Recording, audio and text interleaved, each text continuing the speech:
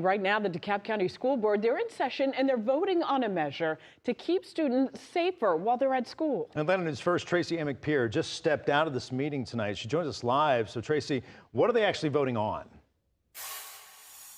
Well, in the next 2 hours, they'll be voting on updated vestibules for all 138 schools across the district. Now, the DeKalb County Schools Police Chief tells me it's one more layer of protection for students inside schools.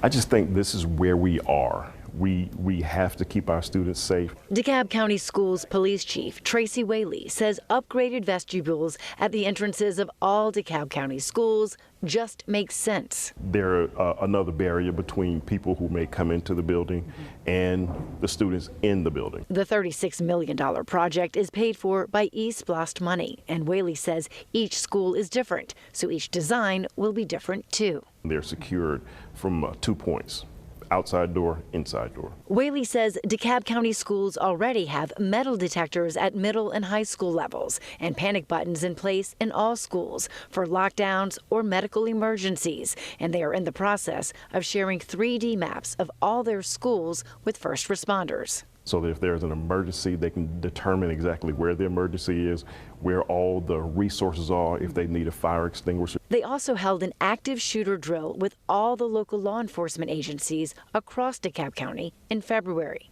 Dunwoody, Brookhaven, Chambly, Lithonia, all of the agencies that have law enforcement. And now all those chiefs meet once a month. We know exactly who is where. We have a relationship in place. We're in communication with each other. We've all agreed to mutually respond and to help each other. Whaley hopes parents know that these vestibules are just one more way to keep their children safe. And so many other things as school resource officers and safety officers in schools. All of those things work together to keep students safe so that they can learn.